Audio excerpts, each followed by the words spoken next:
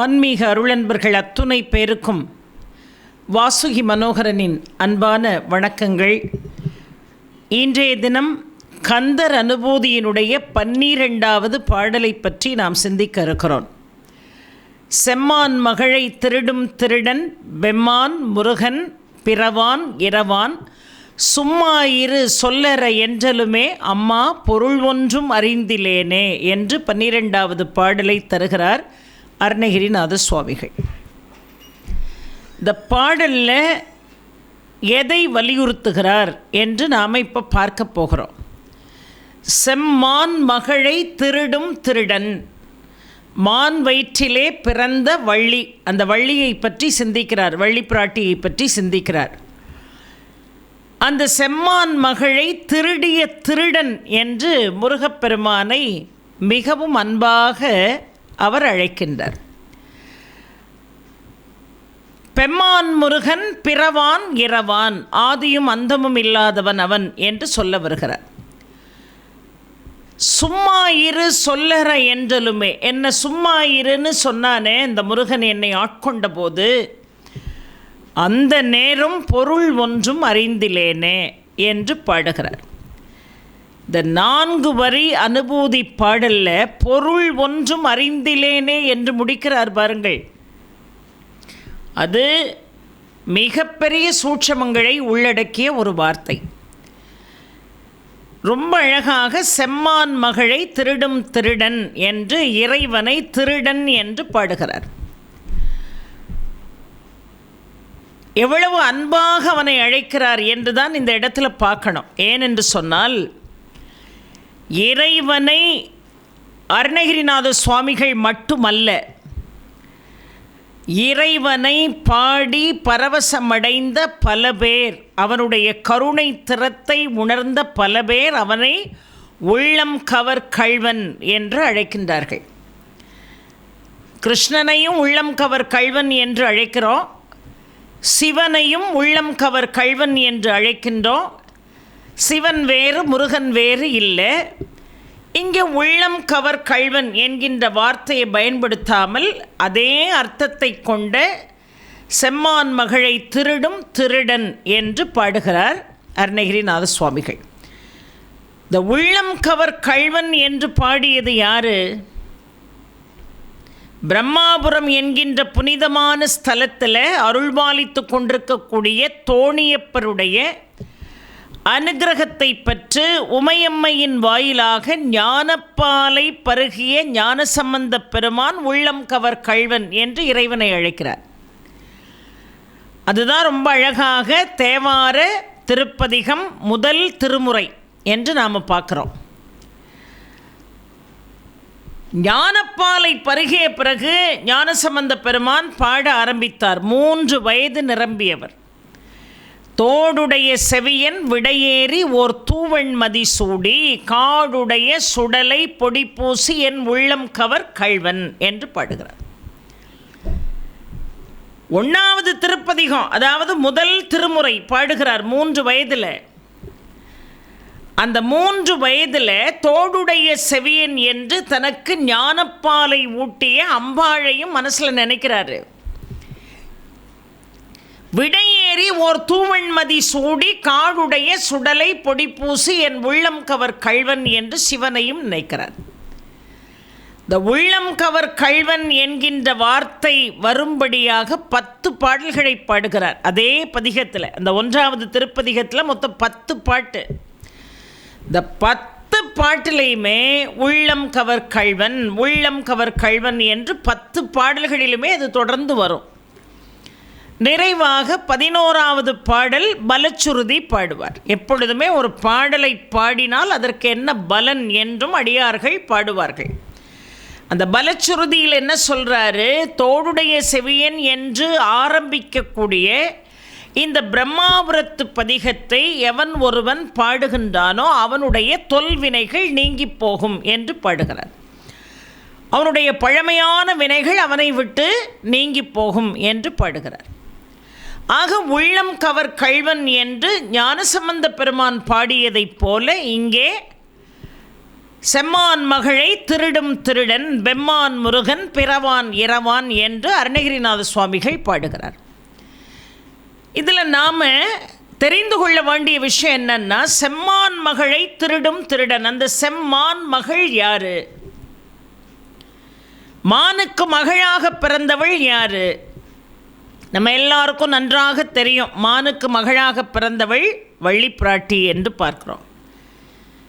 இந்த வள்ளி என்பவள் எப்பொழுதுமே இச்சாசக்தி, தேவசேனா என்பவள் கிரியாசக்தி. நடுவிலே வீற்றிருந்து அருள்பாலித்து கொண்டிருக்கக்கூடிய முருகப்பெருமான் ஞான சக்தி. இந்த உலகத்தில் ஒரு நல்ல காரியத்தை செய்யணும்னா முதல்ல அதில் ஒரு இச்சை ஏற்படணும். இதை நான் செய்யணும் அப்படின்னு என்ன செய்யணும்? நான் முதல்ல மனசில் ஆசைப்படணும், நான் நினைக்கணும். அந்த நினைத்ததை செயல்படுத்துவதற்கு பேர் தான் கிரியாசக்தி என்று பேர். ஆக நல்லதை செய்ய தூண்டுபவள் யார் என்று கேட்டால் வள்ளி. அந்த நல்லதை செய்யும்படியாக செயல் வடிவம் பெரும்படியாக செய்பவள் யார் என்று கேட்டால் தேவசேனா என்று பார்க்கிறோம். ஆக நல்லதை சிந்தித்து நல்லதை செயல்படுத்தினால் நமக்கு ஞானத்தை தருபவனாக முருகன் இருக்கிறார். அதான் வள்ளி தேவசமேத முருகன் உணர்த்துவது. அதைத்தான் நமக்கு என்ன செய்கிறான்? உணர்த்துகிறான். இந்த தேவசேனா எங்கே போய் பிறந்தாள் என்று சொல்வதை கூட நாம் சொல்லக்கூடாது. தேவசேனா என்பவள் எங்கே தோன்றினாள் என்று பார்க்கிறோம். பல பிறவிகளிலே முருகனை அடைய வேண்டும் என்று அவளும் தவம் செய்கிறாள். தவம் செய்து அந்த தவத்தினுடைய பயனாக இந்திர லோகத்தில் இருக்கக்கூடிய நீலோற்பவ பொய்கையிலே போய் அந்த குழந்தை தோன்றுகிறது. அந்த பெண் குழந்தை தேவசேனா தோன்றுகிறாள். குழந்தையே இல்லாமல் இருந்த இந்திரனும் இந்திராணியும் அந்த குழந்தையை எடுத்து தன்னுடைய பிள்ளையாக பாவித்து வளர்த்தார்கள். இன்னும் சொல்லப்போனால் அந்த குழந்தையை முழுக்க முழுக்க சீராட்டி வளர்த்தது எது என்று கேட்டால் இந்திரலோகத்தில் இருந்த வெள்ளை யானை என்று அழைக்கக்கூடிய ஐராவதம் தான் தேவசேனாவை வளர்த்துச்சு. அதனால தான் முருகனை திருமணம் செய்கின்ற பொழுது இந்த ஐராவதத்தையும் கூட அனுப்பிட்டான் இந்திரன். ஏன்னா முழுக்க முழுக்க தேவசேனாவை வளர்த்தது எது? ஐராவதம். தேவசேனாவை எப்படி திருமணம் செய்து கொடுத்தான் என்று சொன்னால் 30 முக்கோடி தேவர்களையும் சூரபன்மனிடமிருந்து முருகப்பெருமான் காப்பாற்றிய காரணத்தினால் அந்த நன்றியை செலுத்தும் வகையில் தன்னுடைய பெண்ணை முருகனுக்கு திருமணம் செய்து கொடுக்கிறான். அது மட்டுமல்ல, அவளுடைய முற்பிறவியில் அவள் செய்த தவம் முருகனை சேர்ந்தாள். அப்போ இந்த ஐராவதத்தையும் சேர்த்து என்ன செய்தார்? அனுப்பினார். தேவசேனாவோட சீதன பொருளாக இப்பொழுது ஐராவதமும் வந்துவிட்டது.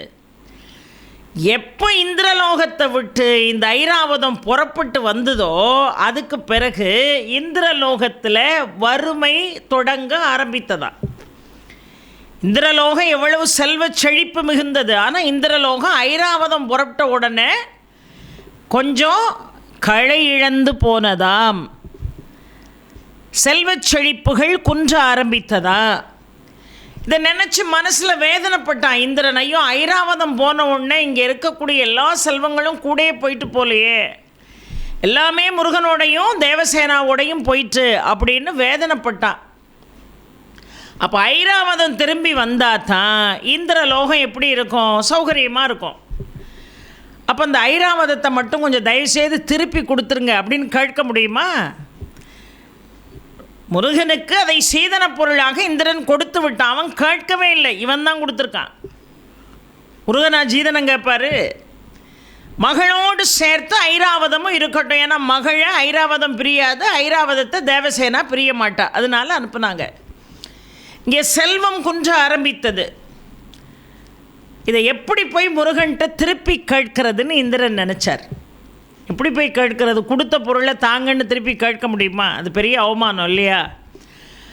அதனால் யோசித்து கொண்டே இருக்கிறான், கேட்க தயங்குகிறான். ஆனால் முருகனுக்கு அது தெரியாது. யார் யார் மனசில் என்னென்ன இருக்குது, என்ன தேவை இருக்குது, எதை எதிர்பார்க்கிறார்கள் என்று தெரிந்து வைத்திருப்பவன் முருகன். அவன் என்ன செஞ்சான்?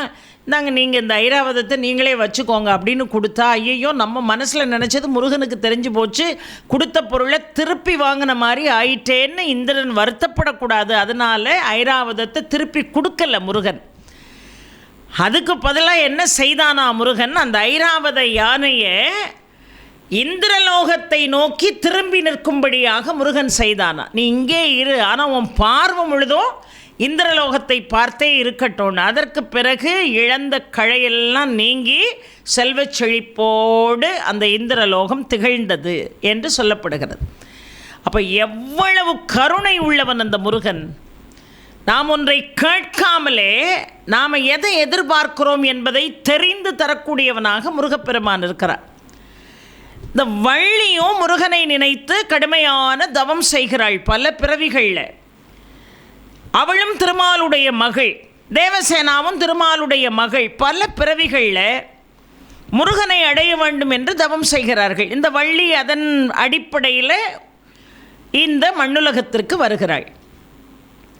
ஒரு குகையிலே அமர்ந்து தவம் செய்கிறாள் இந்த வள்ளி. அதே மலையில் யோக நிஷ்டையிலே வீற்றிருக்கிறார் திருமால். லக்ஷ்மி என்பவள் ஒரு காரியத்தை நிறைவேற்ற வேண்டும் என்பதற்காக மான் ரூபத்திலே வலம் வந்து கொண்டிருக்கிறாள். இப்போ தவத்தில் இருந்த வள்ளி திருமாலுடைய கண்கள் வழியாக புகுந்து மான் ரூபத்தில் இருக்கக்கூடிய லக்ஷ்மியினுடைய கருவறையை சென்று சேர்ந்ததாம். அதனால அந்த மான் ஒரு அழகான பெண்மானை ஈன்றது. அந்த பெண்மானை எங்கே ஈன்றது என்று சொன்னால், இந்த வள்ளி கிழங்குகளை அகழ்ந்த பிறகு ஏற்படக்கூடிய குழி இருக்கு பாருங்க, அந்த குழியில் கொண்டு போய் அந்த மானை ஈன்றது. அதற்கு பிறகு திருமால் தன்னுடைய சுயரூபத்தை எடுத்தார், லக்ஷ்மி தன்னுடைய சுயரூபத்தை எடுத்தாள். இருவருடைய ஆசீர்வாதமும் அந்த குழந்தைக்கு கிடைச்சிது. அந்த பகுதியை ஆண்ட மன்னன் நம்பிராஜன், அவன் பல நாட்களாக இறைவனை நோக்கி தவம் செய்கிறான், எனக்கு ஒரு குழந்தை பாக்கியம் வேணும்னு. இப்போ அந்த மன்னனுடைய கண்ணிலே இந்த வள்ளிக்கிழங்கு அகழ்ந்த இடத்துல கிடக்கக்கூடிய அந்த குழந்தை கண்ணுக்கு தெரிகிறது. இந்த மான் ரூபத்தில் இருந்த லக்ஷ்மி ஈன்றாளே, அதை யார்? வள்ளி அம்மையை அவள் ஈன்றாள் என்று பார்க்கிறோம். ஒரு மான் மானை ஈன்றது என்று ஏன் சொல்கிறார்கள் என்று சொன்னால், மான் என்று சொன்னாலே அழகு. எந்த கவிஞனாக இருந்தாலும் பெண்களுடைய கண்களை மானினுடைய விழிக்குத்தான் ஒப்பிடுவார்கள். அப்படி லக்ஷ்மி மிக அழகாக அந்த குழந்தையை தோற்றுவிக்கிறாள் என்று சொன்னால், அந்த குழந்தை எவ்வளவு அழகாக இருக்கும், மானை போன்ற அழகு அந்த குழந்தை, பெண் குழந்தை. அந்த வள்ளிக்கிழங்கு தோண்டிய குழியிலிருந்து அந்த பெண்ணை எடுத்துகிட்டு போய் நம்பிராஜன் அந்த குழந்தைக்கு வள்ளி என்று பெயரிடுகிறார். வள்ளி என்று பெயரிட்டு நாளொரு மேனியும் பொழுதொரு வண்ணமாக அந்த குழந்தை வளர்ந்து வருகிறது.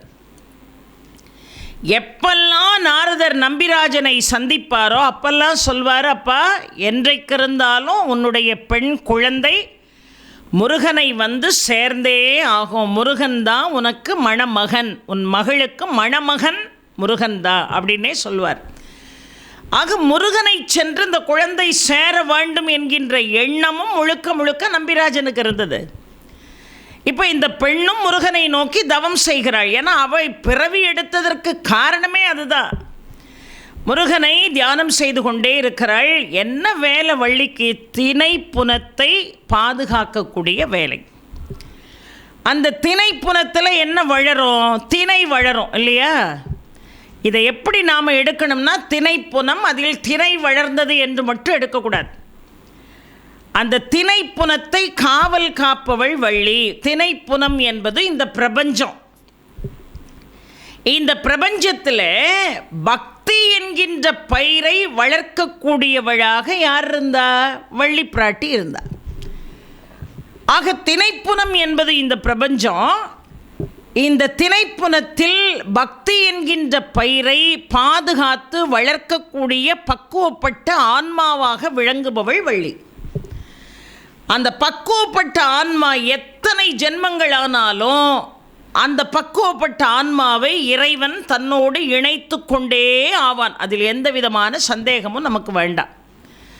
ஆக பல பிறவிகளில் முருகனை அடைய வேண்டும் என்று தவம் செய்தவள் மீண்டும் இந்த மண்ணுலகத்திற்கு வந்து முருகனை அடைந்தே தீர வேண்டும் என்கின்ற எண்ணத்தோடு திணைப்புனத்தை பாதுகாத்தாள். பிரபஞ்சம் என்கின்ற இந்த திணைப்புனத்திலே பக்தி என்கின்ற பயிரை வளர்க்கக்கூடிய பக்குவப்பட்ட ஆன்மாவாக வள்ளி வலம் வந்து கொண்டிருந்தாள். எப்படி நம்பிராஜன்ட்ட போய் முருகன்தான் இந்த வள்ளியை திருமணம் செய்வான் என்று நம்பிராஜனிடம் சொல்கிறானோ, நாரதர் சொல்கிறாரோ, அதை போல முருகன்ட்ட போய் வள்ளி என்பவள் உனக்காகவே வாழ்கிறாள், உன்னை நோக்கியே தவம் செய்கிறாள் என்றும் சொல்கிறார். முருகனுக்கு தெரியாதா? சொல்லும்படியாக ஒரு நிகழ்வு நடக்கிறது. முருகன் நேராக புறப்பட்டு வள்ளி இருக்கக்கூடிய அந்த திணைப்புனத்திற்கு வந்தான். வருபவன் எப்படி வந்தான்? தன்னுடைய ரூபத்தை உடனடியாக காட்டவில்லை. உடனடியாக நான் உன்னை ஆட்கொள்ள வந்திருக்கிறேன் என்று தன்னுடைய ரூபத்தை காட்டினால் அதில் ஒன்றும் சுவாரஸ்யம் இல்லை. அதனால் முருகன் என்ன செய்தான்? அவளோடு சில திருவிளையாடல்களை புரிந்தான். வந்தவன் வேடன் ரூபத்திலே வந்து நின்றான். வேடனாக நின்று கொண்டு அவளிடம் பல சம்பாஷணைகளை செய்தான். இவள் மனதிலே சுமந்திருப்பது முருகனை. யாரோ ஒரு வேடன் நம்மிடம் வந்து தேவையில்லாமல் பேசிக்கிட்டு இருக்கானேன்னு வள்ளிக்கு என்ன வந்தது? கோபம் வந்தது. அந்த நேரம் நம்பிராஜன் புறப்பட்டு மகளை பார்க்க வருகிறார். ஐயோ, எங்கள் அப்பா வாராரு, என்ன நடக்குமோ தெரியலையே. அடுத்த கணமே வேட ரூபத்தில் நின்ற முருகன் வேங்கை மரமாக மாறிப்போனான். இப்போ வேங்கை மரமாக நிற்கிறான். நம்பிராஜன் வந்து பெண்ணை பார்க்க வந்த இடத்துல வள்ளியிடம் கேட்கிறார், இந்த இடத்துல இதுக்கு முன்னாடி இப்படி ஒரு வேங்கை மரத்தை நான் பார்த்ததே இல்லையே அப்படிங்கிறார். இதுக்கு யாருக்குமே விடை தெரியல. ஆனால் வள்ளிக்கு தெரியும், வேடனாக நின்றவன் மாயக்காரனாக வேங்கை மரமாக மாறி இருக்கிறானே, இது எப்படி நம்ம வெளியே சொல்கிறது அப்படின்னு அமைதியாக நின்றாள். தந்தையார் போயிட்டார். போன பிறகு மீண்டும் முருகன் ஒரு முதியவர் வேடத்திலே அவள் முன்னால் வந்து நின்று என்னை திருமணம் செய்து கொள் என்று சொன்னார். என்னை திருமணம் செய்து கொள் என்று சொன்ன உடனே இப்படி வயதில் மூத்தவருக்கும் நமக்கும் எப்படி பொருத்தமாகும்? தன்னை திருமணம் செய்யும்படியாக வற்புறுத்துகிறாரே, இது என்ன நியாயம் என்று கோபத்தோடு அந்த வயோதிக ரூபத்தில் நிற்கக்கூடியவன் முருகன் என்று தெரியாமல் என்ன செய்தாள்? கோபப்பட்டார். முருகன் அந்த நேரம் தன்னுடைய சகோதரன் விநாயகப் பெருமானை மனதிலே நினைத்தாரா, நீதான்ப்பா எங்களை ஒன்றாக சேர்த்து வைக்கணும்.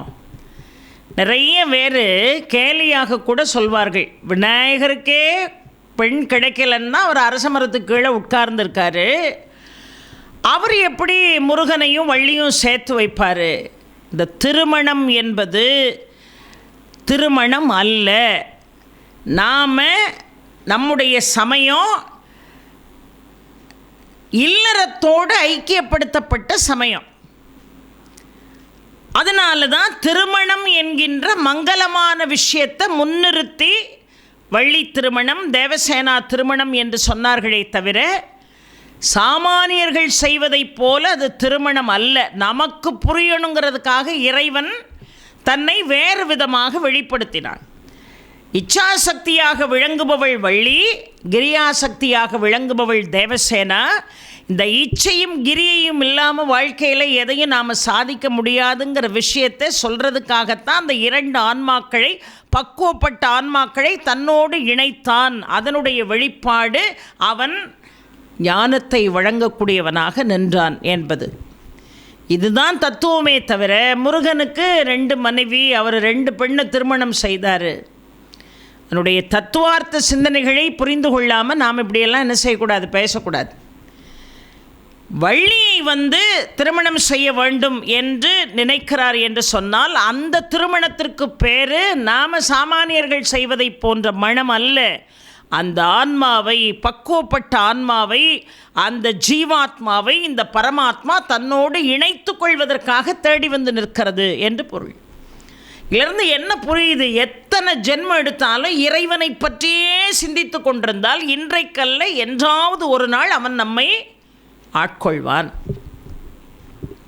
இப்போ வேங்கை மரமாக நின்றான், முதியவனாக மாறினான். இந்த பெண்ணு கோவப்பட்டா, விநாயகப் பெருமானை முருகப்பெருமான் தியானித்தார். இப்பொழுது விநாயகன் யானை ரூபம் கொண்டு வள்ளியை விரட்ட ஆரம்பித்தார். இப்போ வள்ளி இந்த யானைக்கு பயந்து அந்த காட்டுக்குள்ளே ஓடுகிறாள். ஓடி ஐயோ இதுக்காவது அந்த வயதானவர் நின்றுருக்கலாமே, அவர்கிட்ட உதவி கேட்டிருக்கலாமே, எங்கே அந்த வயதானவர்னு தேடி யாரை வேண்டாம்னு வெறுத்தாளோ அவரை தேடி இப்போ ஓடினா. ஓடி போய் அவரை அப்படியே அரவணைத்து கொண்டாள். எப்பொழுதுமே நமக்கு ஆபத்து வரும்போது அதை ஆபத்து என்று உணர்ந்தால் நாம் அரவணைப்பது யாரை? இறைவனை. நாம் பற்றுவது எதை? இறைவனுடைய பாத கமலங்களை. அதே வேலையை தான் இப்போ வள்ளி செய்தாள்.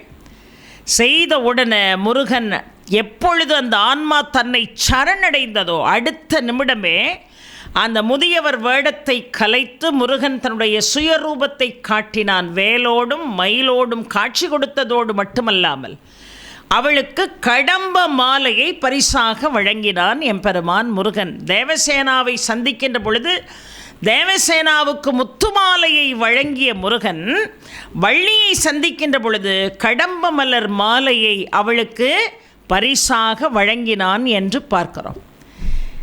இந்த நிலையை பாடணும்னு நினைக்கிறார். பக்குவப்பட்ட ஆன்மாவை நீ தேடி வந்து அவர்களை அரவணைப்பது என்பது உனக்கே உரிய கலை முருகா. பல பிறவிகளில் உன்னை அடைய வேண்டும் என்று வள்ளிப்பிராட்டி நினைத்ததை நீ சாதித்தாய். அந்த ஆன்மாவை தேடி நீ ஓடி வந்த, அது பக்குவப்பட்ட ஆன்மானா நான் அப்படி இல்லையே. எனக்கு தவமே என்னன்னு தெரியாது. நான் எந்த நல்ல காரியத்தையும் வாழ்க்கையில் நான் செய்யலை. ஆனால் எப்படி வள்ளியை நீ ஆட்கொண்டாயோ அதை போல நீ என்னையும் ஆட்கொள்வதற்காக ஓடி வந்தாயே. உன்னுடைய கருணையினுடைய திறத்தை நான் எப்படி பாடுவது என்று இந்த பாட்டிலே சொல்லாமல் சொல்கின்றார். யாரு? அருணகிரிநாத சுவாமிகள். செம்மான் மகளை திருடும் திருடன். இந்த திருடும் திருடன் அப்படிங்கிற வார்த்தைக்கு நான் இன்னொரு உதாரணம் சொல்கிறேன் பாருங்க. எங்கே இருந்தாலும் இறைவனை நீங்கள் தியானித்தால் அவன் வருவான். அவன் எப்படியாவது வந்து உங்களை தூக்கிட்டு போவான். சாதாரணமாக ஒரு திருடன் வீட்டுக்குள்ளே புகுந்து அந்த பொருள் இந்த பொருளை கொள்ளையடிக்கான அந்த திருட்டு அல்ல இது. இது இன்னும் உங்களுக்கு எளிமையாக புரிகிறதுக்கு ஒரு விஷயம் சொல்கிறேன். கோபியாஸ்திரிகள் எல்லாம் ஆற்றுல போய் குளித்தாங்க. ஆற்றங்கரையில் எல்லா ஆடையும் வச்சுட்டு போனாங்க. இந்த கிருஷ்ணன் ஓடி வந்து அத்தனை பேர் ஆடையும் எடுத்து ஒழிச்சு வச்சுட்டான். இதெல்லாம் கிருஷ்ணனுடைய லீலை. ஒரு கடவுள் இப்படி செய்யலாமா? இப்படியெல்லாம் சில பேர் கேள்வி கேட்கிறார்களே, அதனுடைய சூட்சமம் தெரிஞ்சால் அந்த கேள்வி கேட்க மாட்டாங்க. அந்த ஆடை எதோடு ஒப்பிடப்படுகிறது? அழிந்து போகக்கூடிய இந்த உடம்போடு ஒப்பிடப்படுகிறது. அப்போ இந்த உடம்பு என்றாவது ஒரு நாள் அழியும். இந்த ஆன்மா இறைவனை சென்று சேரணும். உங்களை எல்லாம் என்னோடு பற்றி கொள்வதற்காக இந்த ஆடையை நான் எடுத்து சென்றேன் என்கின்ற சூட்சமத்தை கிருஷ்ணன் நமக்கு வெளிப்படுத்துகிறார். இன்னொன்று கோபியாஸ்திரிகள்னு வெறும் பெண்கள் மட்டும் கோபியாஸ்திரிகள் இல்லை, ஆடவர்களும் கோபியாஸ்திரிகள் தான். அவன் முன்னாடி எல்லாரும் ஒன்று தான், எந்த பேதமையும் அவனுக்கு இல்லை.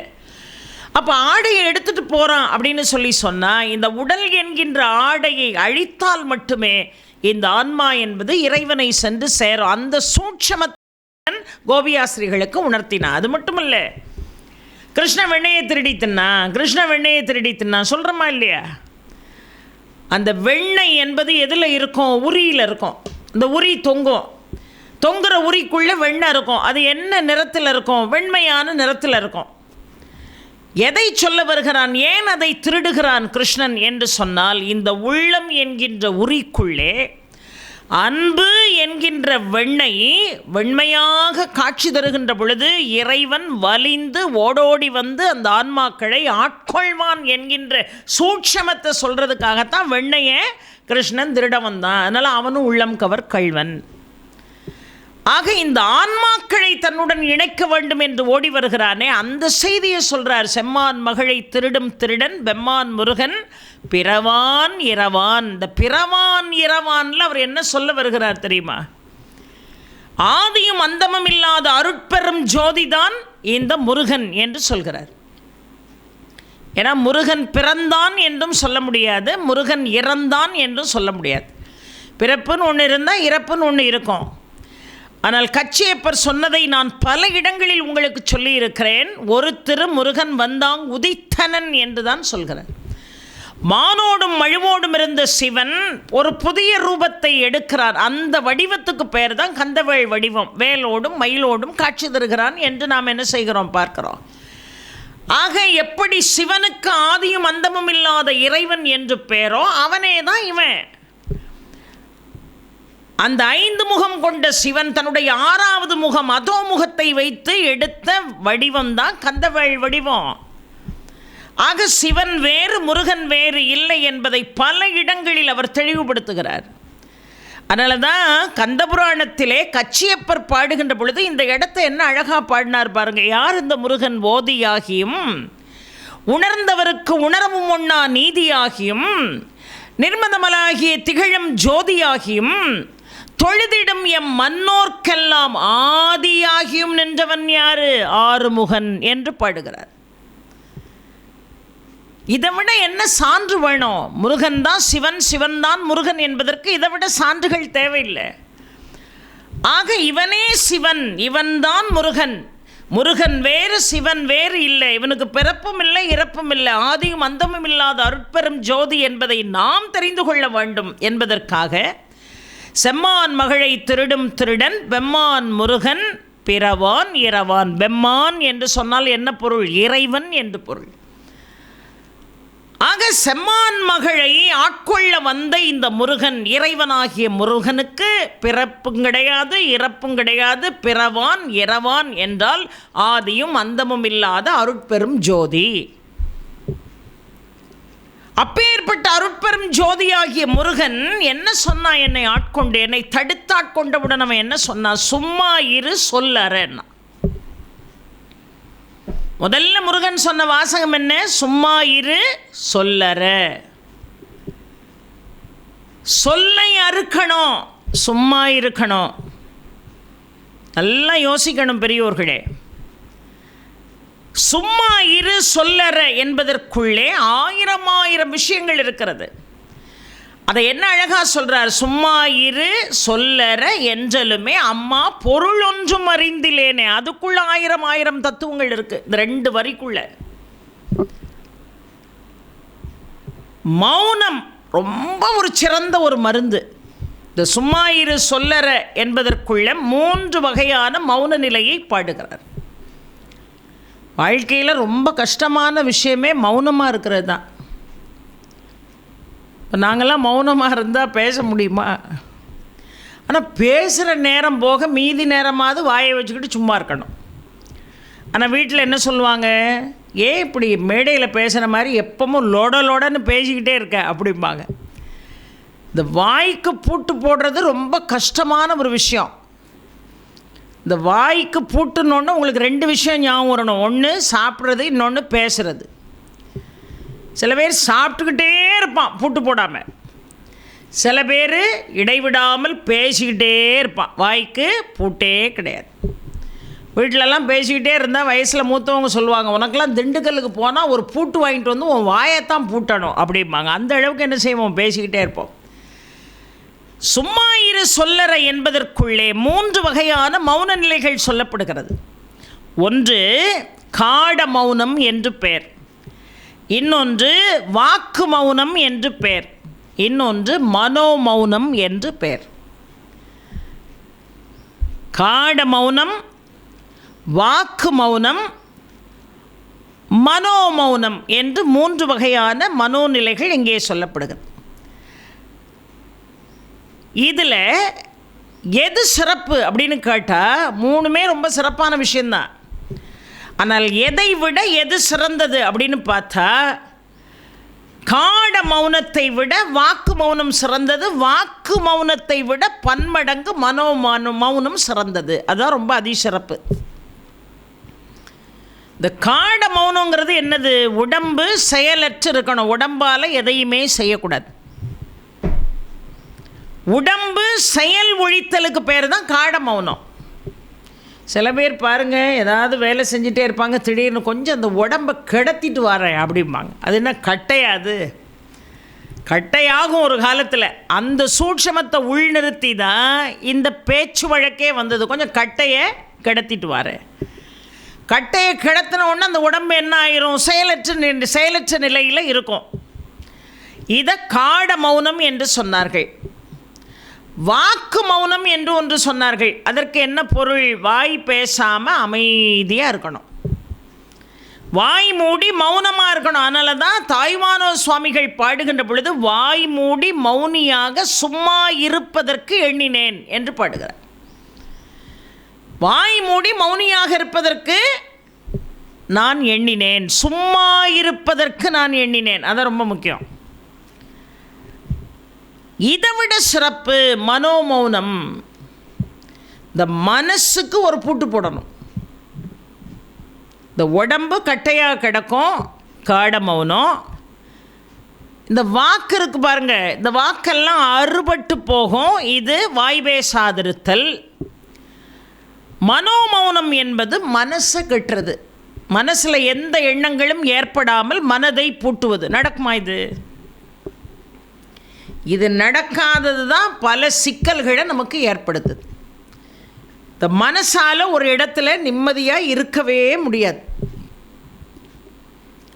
ஒன்றும் இல்லை, சில பேர் பாருங்கள், வீட்டில் இருக்கக்கூடிய பெண்கள் இந்த வேலைகளெல்லாம் செய்யும்போது திடீர்னு பார்த்திங்கன்னா நேராக போய் சமையலுக்கு இன்றைக்கி என்னென்ன பண்ணலான்னு எல்லாம் எடுத்து வைப்பாங்க. எடுத்து வச்சுட்டு கையோட சமையலை முடிச்சுட்டு அடுத்த வேலை பார்க்கணும். ஏதாவது ஒரு வேலையை தொடங்கினா அதை உருப்படியாக முடிக்கணும்.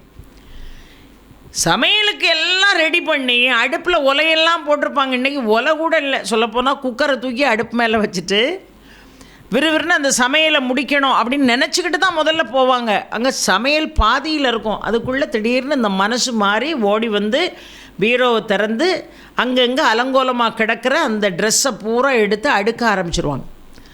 அடுக்க ஆரம்பிக்கும் போது தான் அடுப்பில் பாத்திரத்தை வச்ச நினைவே வரும். பழையபடி அதை பாதியில் போட்டுக்கிட்டு அடுப்புக்கிட்ட வருவாங்க.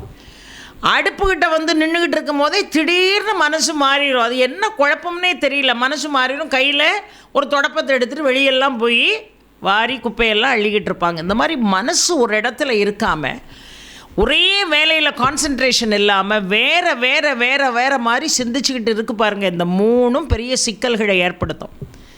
சும்மா இரு சொல்லற என்கின்ற வார்த்தைக்குள்ளே எவ்வளோ பெரிய தத்துவம் இருக்குது. சில பேர் சும்மா இரு சொல்லறன்னு முருகன் சொன்னானா அருணகிரிநாதரை, அதனால் நானும் இன்னையிலேருந்து சும்மா இருக்கலாம்னு நினைக்கிறேன். அந்த சும்மா இல்லை இது. சில பேர் சோம்பேறித்தனமாக இருப்பான், அந்த சும்மாவை பற்றி அவர் பாடலை. ஒரு பையன் வந்தான், ஒரு பெரியவர் கேட்டாரப்பா, உனக்கு வயசு என்னை பொறுத்த வரைக்கும் உனக்கு ஒரு 25-26 வயசு இருக்கும், எங்கே வேலை செய்கிற அப்படின்னார்.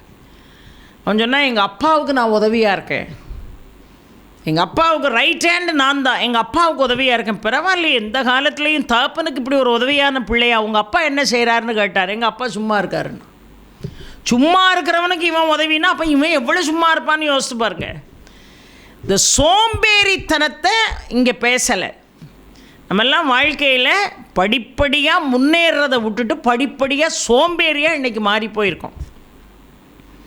ஒரு காலத்தில் எந்திரிச்சு போய் ஃபேன் சுவிட்சை போட்டு ஃபேனாவது ஓடும். அதுக்கு முன்னாடி ஃபேன்லாம் கிடையாது, விசிறி வச்சு கை ஓயிற அளவுக்கு வீசின காலமெல்லாம் உண்டு. இப்போ ஃபேனை கண்டுபிடிச்சிருக்காங்க, அதுக்கு ஒரு சுவிட்ச் இருக்குது, கரண்ட் வருது, எந்திரிச்சு போய் அந்த சுவிட்சை போட முடியலன்னு இப்போ ரிமோட்லேயே ஃபேன் என்ன செய்யலாம், ஆப்ரேட் பண்ணலான்னு வந்துட்டு. இப்போ எவ்வளோ சோம்பேறித்தனம் பாருங்கள். அம்மியில் மசாலா அரைச்சி ஒரு காலத்தில் குழம்பு வச்சாங்க, நல்லா ஆரோக்கியமாக இருந்தாங்க. அப்படி இழுத்து அரைக்கிறதெல்லாம் ஒரு எக்ஸசைஸ். இன்றைக்கி யார் வீட்லையாவது அம்மி இருக்கா, ஆட்டுக்கல் இருக்கா, உரல் உலக்க இருக்கா? இந்த 4 விஷயங்கள் இல்லாமல் ஒரு வீடு இருக்கக்கூடாது. ஒன்று உரலும் உலக்கையும், இன்னொன்று அம்மி. தனி அம்மி இருக்கக்கூடாது, குழவிக்கல் கண்டிப்பாக இருக்கணும். தனி ஆட்டுக்கல் இருக்கக்கூடாது, கண்டிப்பாக குழவிக்கல் இருக்கணும். தொடப்பம் வீட்டில் இருக்கணும். எங்கள் பக்கத்தில் விளக்கு மாறு என்று சொல்லுவோம். இந்த 4ம் இல்லாத வீட்டில் லக்ஷ்மி குடியிருக்கவே மாட்டாள். இன்றைக்கி யார் வீட்டில் அம்மியும் ஆட்டுக்கல் இருக்குது கேட்டால் எல்லோரும் சொல்கிறாங்க, நாங்கள்லாம் அடுக்குமாடி குடியிருப்பில் இருக்கோமா, மேலே உட்காந்துக்கிட்டு தேங்காவை தட்ட முடியாது, கீழ் வீட்டுக்காரன் சண்டைக்கு வந்துடுவான்னு சொல்கிறோமே. நீ தேங்காவை தட்டலை. சாஸ்திரத்துக்கு அந்த வீட்டில் அம்மி, ஆட்டுக்கல், இந்த உரல் உலக்க தொடப்பம், இந்த 4ம் கண்டிப்பாக இருக்கணும். வாவரசிகள் வீட்டில் இது இல்லாமல் இருக்கவே கூடாது. ஆனால் இன்றைக்கி நமக்கு ரொம்ப சோம்பேறித்தனம் எப்படி உச்சக்கட்டத்துக்கு போயிட்டு, நான் மிக்சியை கண்டுபிடிச்சா மிக்சியில் எல்லாத்தையும் அரைச்சி குழம்பு வச்சு என்னைக்கோ ஒரு நாள் பவர் கட் ஆகுதுன்னு வைங்களேன். அன்னைக்கு வீட்டுக்கார் வந்து இன்றைக்கி என்ன சாப்பாடு அப்படின்னு கேட்டால் இன்றைக்கி வெறும் மோரும் ஊறுகாயும் தான். ஏன் வெறும் மோரும் ஊறுகாய்? முந்தா நாள் தானே கடையில் போய் அவ்வளோ காய்கறியும் வாங்கிட்டு வந்தோம், பழையபடி என்ன மோரும் ஊறுகாயும் அப்படின்னு கேட்டால் என்ன தெரியும் உங்களுக்கு? கரண்ட் இல்லை. கரண்ட் இல்லைன்னா ரசம் கூட வைக்க முடியாது. மிளகு எப்படி முணுக்கிறது? இந்த மிளகையும் சீரகத்தையும் 2 பூண்டை வச்சு அம்மியில் கூட இவாளால் முணுக்க முடியாதுன்னா சோம்பேறித்தனத்தினுடைய உச்சக்கட்டத்தில் இன்றைக்கி நாம் இருக்கோம். அன்றைக்கி துணி துவைக்கிறதுக்கு இப்படி கையை அப்படி ஓங்கி ஓங்கி இப்படி அடிக்கும். இப்படி அடிக்கும்போது இந்த ஹார்ட் பீட்லாம் அவ்வளோ அழகாக ஃபங்க்ஷன் ஆச்சு. இந்த கையெல்லாம் நல்ல ஆரோக்கியமாக இருந்தது. இன்றைக்கே எல்லாத்தையும் தூக்கி அள்ளி போட்டுட்டு ஒரு பட்டனை தட்டுவோம், அதுவே தானாக துவைக்கும். ஆனால் துவைச்சி வெளியே வரும்போது பார்க்க ரொம்ப அழகாக இருக்கும். மஞ்சள் கலரில் பச்சை கலர் ஒட்டி இருக்கும், பச்சை கலரில் சிவப்பு கலர் ஒட்டி இருக்கும்.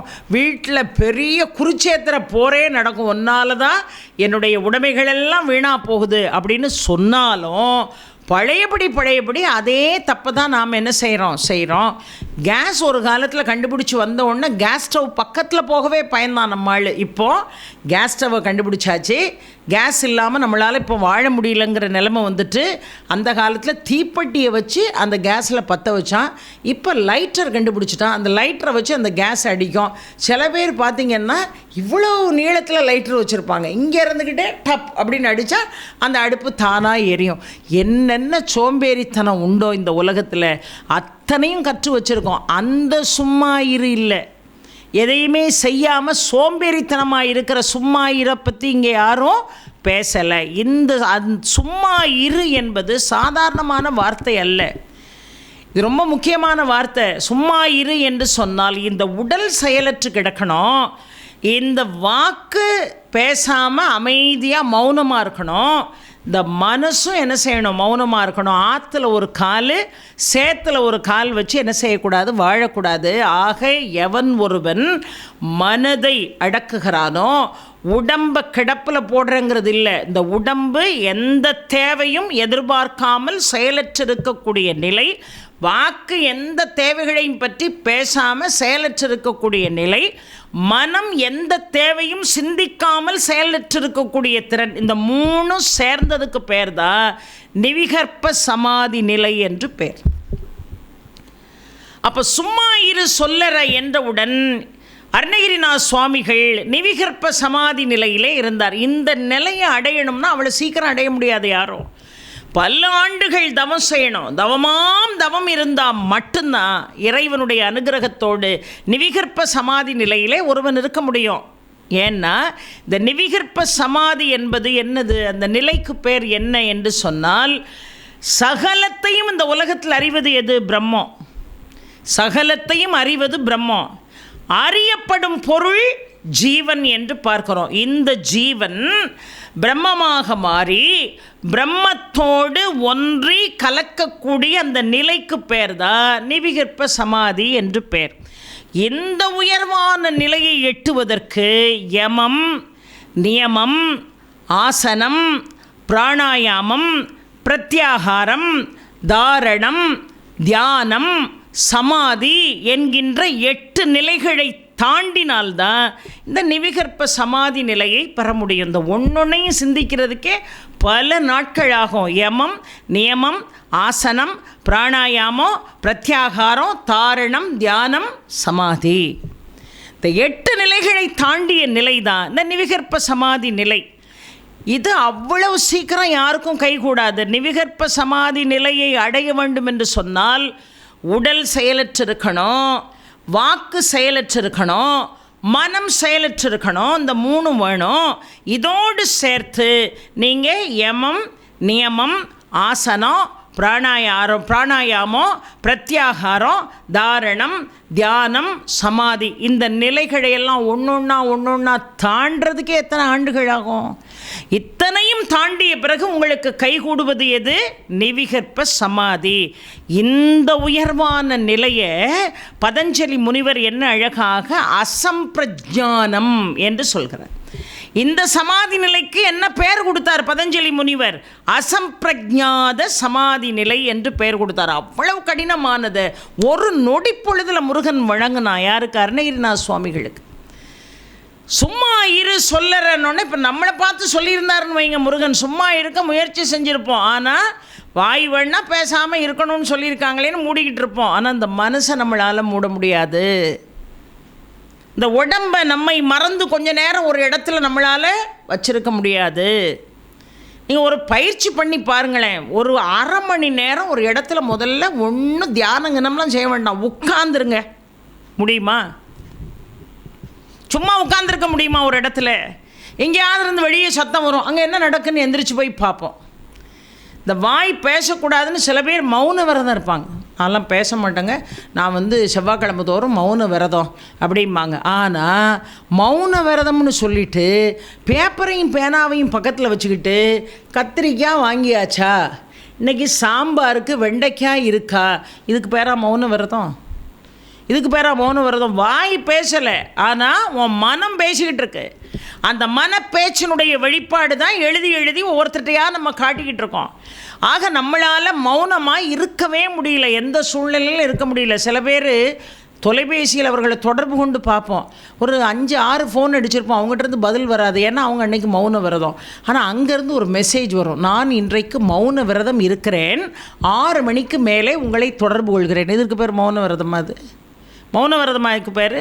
அப்போ மனம் கட்டுக்கடங்கலை. அந்த மனசில் உள்ள செய்திகளை, சிந்தனைகளை எழுத்து வடிவத்தில் நாம் செய்கிறோம்னா ஏதோ ஒரு வகையில் நம்முடைய மௌன நிலை பாதிக்கப்பட்டிருக்கிறது என்று தானே பொருள். அப்போ அந்த நிவிகற்ப சமாதி நிலையை நான் அடைய வேண்டும் என்று சொன்னால் இந்த 8 படிநிலைகளையும் நான் தாங்கணுமே முருகா, இந்த 8 படிநிலைகளையும் நான் தாண்டி வரணுமே. ஆனால் எதுவுமே இல்லாமல் என்னுடைய மனதை உடனடியாக கட்டினாய், எதுவுமே இல்லாமல் என் வாக்கை உடனடியாக கட்டினாய், எதுவுமே இல்லாமல் எந்த தவபயனும் இல்லாமல் என்னுடைய உடலை இருந்த இடத்தில் இருக்கும்படியாக செய்தாய். இது வேற யாருக்கும் வாய்க்காதுப்பா.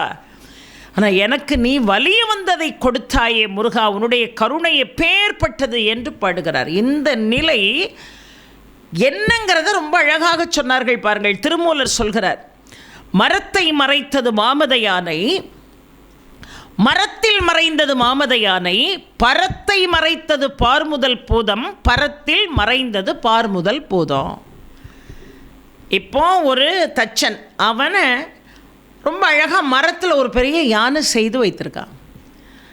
இந்த யானை வேலைப்பாடுகள் எல்லாம் கிட்டத்தட்ட ஒரு 99% முடிஞ்சிட்டு, ஒரு நாள் அங்கே மீதமுள்ள வேலைகள் எல்லாம் நடக்கான்னு பார்க்குறதுக்கு தன்னுடைய குழந்தைய கையில் பிடிச்சிக்கிட்டு அந்த தச்சு வேலை செய்கிற இடத்துக்கு போனால் தூரத்தில் நின்றுட்டு அந்த குழந்தை பக்கத்தில் வரமாட்டேங்க, அப்பா யானை நிற்குப்பா, யானை நிற்குப்பா, தும்பிக்கையை வச்சு நம்மளை அடித்து தூக்கிருப்பா அப்படின்னு அந்த குழந்தை சொல்லுது. அப்போ இவன் சொல்கிறான், அது யானை இல்லை, அது மரம், மரம்னு இவன் சொல்கிறான். ஆனால் அதுக்கு புரியலை, அது இல்லவே இல்லை. அது தத்துருவமாக அந்த மரத்தில் செதுக்கப்பட்ட அந்த யானையை உண்மையான யானைன்னு அதுக்கு மனசில் பதிஞ்சு போச்சு. அந்த குழந்தை எக்காரணத்தை கொண்டு இந்த மரம்னு நம்ப போகிறதில்லை. ஆனால் இதை உருவாக்கிய அந்த தச்சன் இருக்கிறான் பாருங்கள், அவனுக்கு யானை உயிரோடு தான் இருக்குன்னு குழந்தை 1,00,000 முறை சொன்னாலும் அவன் நம்ப போகிறதில்லை. ஏன்னா அது மரம்னு இவனுக்கு தெளிவாக தெரியும். ஆக மரம் என்று நீங்கள் பார்த்து விட்டால் யானை என்பது மறந்துவிடும், யானை என்று பார்த்து விட்டால் மரம் என்பது மறந்துவிடும். அதை போல தான் இந்த சமாதி நிலைங்கிறது என்னது? நீ இந்த பிரபஞ்சம் முழுவதையும் இறைவன் என்று பார்த்தால் பிரபஞ்சத்தினுடைய அத்தனை கூறுகளும் உன் கண்ணுக்கு மறைஞ்சிரும். ஆனால் இந்த கண்ணுக்கு தெரியக்கூடிய கூறுகளுக்கே உன் கண் பார்வை முக்கியத்துவம் கொடுத்தால் அதற்குள்ளே இருக்கக்கூடிய இறைவனை அறிவதற்கு உனக்கு ஞானம் இல்லாமல் போயிடும். இதை உணர்த்தியது பாருங்கள் ஒரு இடம். கனியை கொண்டு வந்து கொடுத்த உடனே தாய் தகப்பன் என் உலகம்னு, உலகத்தை முதலில் யார் சுற்றி வருகிறார்களோ அவர்களுக்கு கனின்னு, எங்கள் அம்மா அப்பா தான் எனக்கு உலகம்னு சுற்றி வந்தார் விநாயகர், கனியை வாங்கிட்டார். ஆனால் உலகத்தை யார் முதலில் சுற்றி வருகிறார்களோ அவர்களுக்கு தான் இந்த ஞானக்கரின்னு மயில் மீது ஆரோகணித்து முருகன் உலகம் முழுவதும் சுற்றிட்டு வந்தான். இங்கே பழம் விநாயகர் கையில் இருக்குது, கோவிச்சுக்கிட்டு மலையில் போய் உட்கார்ந்துட்டார். ஆனால் இது சொல்ல வருகின்ற தத்துவம் என்ன? தாய் தந்தைக்குள்ளே உலகம் முழுவதையும் பார்த்தவர் விநாயகர், உலக பொருள்களுக்குள்ளே இறைவனை பார்த்தவன் முருகன். ரெண்டும் ஒன்று தான். 4 + 3 7 தான், 5 + 2 7 தான், 7 தான். தாய் தந்தைக்குள்ளே உலகத்தையே பார்த்தார் விநாயக பெருமான். உனக்குள்ளதான்ப்பா அந்த உலகம் அடக்கம் என்கின்ற தத்துவத்தை அந்த உலகத்துக்கு சொன்னார். பார்க்கின்ற ஒவ்வொரு பொருளிலும், மரங்களாக இருக்கட்டும், ஆறாக இருக்கட்டும், ஏரியாக இருக்கட்டும், மலைகளாக இருக்கட்டும், அருவிகளாக இருக்கட்டும், பார்க்கக்கூடிய ஒவ்வொன்றிலும் இறைவனை பார்த்தவன் யாரு? முருகன். அந்த நிலையத்தான் இங்கே திருமூலர் சொல்கிறார். மரத்தை மறைத்தது மாமத யானை, மரத்தில் மறைந்தது மாமத யானை, பரத்தை மறைத்தது பார்முதல் பூதம், பரத்தில் மறைந்தது பார்முதல் பூதம். அப்போ நீ கண்ணை மூடிட்டு இந்த பார்க்குற பொருளெல்லாம் உன் மனசுக்கு ஞாபகம் வந்தா அதற்கு பேர் சமாதி நிலை அல்ல. அப்போ எந்த நிலையை சொல்கிறார்? சும்மா இரு சொல்லற என்கின்ற இந்த வாக்க மனுஷன் உடம்ப கட்டி 8 படிநிலைகளை கடக்கக்கூடிய உயர்வான அந்த அசம்பிரஜான சமாதி நிலையை நான் பெறுவதற்கு எந்த தவமும் செய்யாமல் அந்த பலனை எனக்கு கொடுத்தியப்பா முருகா. வள்ளியை ஆட்கொண்டதைப் போல என்னை ஆட்கொண்டாயே, உன்னுடைய கருணையினுடைய திறம் எத்தகையது என்று வியந்து பாடுகிறார் யார்? அருணகிரிநாத சுவாமிகள். அப்போ கண்களை மூடியவுடன் அவருக்கு எதுவுமே தெரியல, அதனால தான் சும்மா இரு சொல்லற என்றலுமே அம்மா பொருள் ஒன்றும் அறிந்திலேனேன்னு பாடினாரு. அதுக்கு என்ன பொருள் தெரியுமா? நீ என்ன சும்மா இருன்னு சொன்ன உடனே எதுக்கு முருகன் நம்மளை சும்மா இருக்க சொல்கிறான், இதுக்கு அர்த்தம் நமக்கு புரியலையே அப்படிங்கிற எண்ணத்தில் அருணகிரிநாதர் அந்த வார்த்தையை பாடலை. சும்மா இரு சொல்லற என்றலுமே அம்மா பொருளொன்றும் அறிந்திலேனே. நான் சும்மா இருக்க ஆரம்பித்த பிறகு, என் வாக்கும் மனமும் உடம்பும் கட்டப்பட்ட பிறகு, நான் பார்க்கின்ற அத்தனையும் முன்னாகவே நான் பார்த்தேன். நான் பார்க்கின்ற அத்தனையிலும் முன்னையே பார்த்தேன். அப்படின்னா என்ன பொருள்? எனக்கு வேறு எந்த பொருளும் என் கண்ணுக்கு தெரியல. நான் கண்ணை மூடிட்டேன், என் உடம்பை நான் கட்டிட்டேன், என் வாக்கை இப்போ நான் கட்டிட்டேன், என் மனசை நான் கட்டிட்டேன். முருகா, நீ கொடுத்த பாக்கியம் இந்த நிவிகற்ப சமாதி நிலை. இந்த சமாதி நிலை சரியாக இருக்கிறது என்று சொன்னால் கண்ணை மூடினாலும் எனக்கு வேறு எந்த காட்சியும் என் கண்ணுக்குள்ளே வரக்கூடாது. நம்மளும் கண்ணை மூடி தான் தியானம் பண்ணுறோம். ஆனால் எவ்வளவு விஷுவலைஸ் பண்ணுறோம், எவ்வளவு காட்சி, தேவையில்லாத காட்சியெல்லாம் நம்ம கண்ணு முன்னாடி வருது. ஆனால் எந்த இடம் எது அப்படின்னு கேட்டிங்கன்னா, நான் சும்மா இரு சொல்லற என்றலுமே அம்மா பொருள் ஒன்றும் அறிந்திலேனே அப்படின்னா, கண்ணை நான் மூடி இருந்த முருகா, எனக்கு மலையும் தெரியல, கடலும் தெரியல, எதுவுமே என் கண்ணுக்கு தெரியல. ஆனால் நீ மட்டும்தான் இந்த ஓங்கார உள்ளொளிக்குள்ளே தெரிந்தாய். அந்த நிலைதான் நிவிகற்ப நிலை. அதை என்ன அழகா சொன்னார் பாருங்க. சாதாரணமாக சொல்லலை. அந்த அவஸ்தை என்பது சும்மா இரு என்று சொல்லக்கூடிய அந்த அவஸ்தையே சுத்தா அவஸ்தை என்று சொன்னார்கள் நம்முடைய சமயத்தில். அது ரொம்ப பெரிய ஒரு விஷயம். அதாவது ஓம்கார உள்மொழிக்குள்ளே முருகனை கண்டு தூங்காமல் இருந்தது யாருன்னா அருணகிரிநாத சுவாமிகள். தூங்குவது போல் இருக்கும், ஆனால் தூங்காத நிலை. இந்த ஓம்காரத்தை மனசுக்குள்ள மனசு அதை நினைக்க அந்த ஓம்கார ஒளிவட்டமாக இறைவன் அவருடைய மனக்கண்ணிலே தோன்றினான். வேறு எதுவுமே அவருக்கு தெரியல. உலக வாழ்க்கை அவர் கண்ணுக்கு தெரியல. நம்மளை மாதிரி காசு, பணம், பதவி, அதிகாரம், அந்தஸ்துன்னு எதுவுமே அவர் கண்ணுக்கு தெரியல. எதுவுமே அவர் மனசுக்கு வரல. எதையுமே செய்யணும்னு அந்த உடம்பு நினைக்கல. அப்போது அந்த ஓம்காரம் என்கின்ற உள்வொளிக்குள்ளே முருகனை கண்டு தூங்காமல் இருந்தாராம் யார்? அருணகிரிநாத சுவாமிகள். அதுதான் சும்மா இரு சொல்லற அம்மா பொருள் ஒன்றும் சொல்வதற்கு நான் அறிந்தில்லையே என்று அழகாக பாடுகிறார். எனக்கு எப்படி இந்த பொருளை சொல்கிறதுன்னு தெரியலன்னு மட்டும் பொருள் அல்ல, எந்த பொருளும் என் கண்ணினுடைய பார்வைக்குள்ளே வரல. முருகா, அந்த ஓங்கார ஒளிக்குள்ளே உன்னை மட்டும்தான் நான் பார்த்தேன். அதனால தான் பட்டினத்தாருடைய சீடராக விளங்கிய பத்திரகிரியார் பாடும்போது தூங்காமல் தூங்கி சுகம் பெறுவது எக்காலம்னு பாடினார். நான் தூங்கக்கூடாது, தூங்காமல் தூங்கி மோன நிலையிலே உன்னுடைய தரிசனத்தை பார்க்கக்கூடிய சுகத்தை நான் பெறுவது எக்காலம் என்று பாடுகிறார் என்று சொன்னால், இந்த வாக்கும் மனமும் காட மௌனம் என்று அழைக்கக்கூடிய உடலும் எந்த செயல்பாடும் இல்லாமல் இருந்தால் அந்த நிலை தான் நிவிகற்ப சமாதி நிலை. அந்த நிலையை பெறுவதற்கு 8 படிநிலைகளை தாண்டணும். ஆனால் எந்த தவமும் செய்யாமல், எந்த முயற்சியும் மேற்கொள்ளாமல் ரொம்ப அழகாக முருகப்பெருமான் இந்த உலகம் உய்ய வேண்டும், அதற்கு அருணகிரி என்பவன் தேவைப்படுகிறான் என்பதை உணர்ந்து அருணகிரிநாதருக்கு மிக அழகான அந்த சமாதி நிலையை கொடுத்து, அதற்கு பிறகு அகக்கண்ணாலும் புறக்கண்ணாலும் முருகனை தரிசிக்கக்கூடிய பாக்கியத்தை பெற்ற பிறகுதான் அருணகிரி வயலூருக்கு வா, என்னை பற்றி பாடு, உலகம் உய்ய திருப்புகழை பாடு என்கின்ற ஒரு மிகச்சிறந்த ஒரு பணியை அருணகிரிநாத சுவாமிகள் கையிலே ஒப்படைக்கிறான் முருகன் என்று சொன்னால், இந்த நிலையை பெறுவது என்பது அவ்வளவு சாதாரணமான ஒரு காரியம் அல்ல. இந்த நிலையை நாம் பெற்றுவிட்டோம் என்று சொன்னால், என்னைப் போலவே நீங்களும் அனுபூதி பெறுவதற்கு தகுதி படைத்தவர்கள் என்பதை சொல்லாமல் சொல்கிறார் அருணகிரிநாத சுவாமிகள். செம்மான் மகளை திருடும் திருடன், வெம்மான் முருகன் பிறவான் இரவான், சும்மா இரு சொல்லற என்றலுமே அம்மா பொருளொன்றும் அறிந்திலேனே. அதற்கு பிறகு இந்த உலகத்தில் நான் எதையும் பார்க்கல முருகா உன்னை தவிர என்கின்ற தத்துவத்தை ஆழமாக இந்த பாடலிலே சொல்கிறார் என்று சொன்னால், நாமும் அந்த நிலையை பெற முயற்சிப்போம். நாம் பலவீனமானவர்கள் தான். ஆனால் நம்மளாலெல்லாம் இது சாதிக்க முடியுமான்னு காலம் உருண்டோடி பிறவிக்கு மேலே பிறவி எடுக்கிறத விட்டுட்டு நாமளும் இந்த நிலையில் தன்னை ஆட்படுத்த வேண்டும், அதற்கு முருகன் துணை செய்ய வேண்டும் என்பதை இந்த வேளையிலே சொல்லி மீண்டும் ஒரு நல்ல பதிவிலே நான் உங்களை சந்திக்கிறேன். அடுத்த அனுபூதி பாடலிலே சந்திக்கிறேன். இருக்கிறதிலே ரொம்ப தத்துவார்த்த சிந்தனைகள் நிறைந்ததே இந்த அனுபூதி தான். இந்த அனுபூதியினுடைய விளக்கத்தை நீங்களும் கேட்டுட்டு இந்த சேனலை எல்லாருக்கும் நீங்கள் என்ன செய்யுங்க, சப்ஸ்கிரைப் பண்ணுங்கள். எல்லாரையும் சப்ஸ்கிரைப் பண்ண சொல்லுங்கள். இந்த வீடியோ உண்மையாகவே ரொம்ப உங்கள் காதுக்கு இனிமையாக இருந்தால் லைக் பண்ணுங்கள், எல்லாருக்கும் ஷேர் பண்ணுங்கள். ஒரு ஆன்மீக திருத்தொண்டை இந்த அருமையான வழியின் வாயிலாக நீங்களும் செய்து முருகப்பெருமானுடைய அனுகிரகத்தை பெறுங்கள்.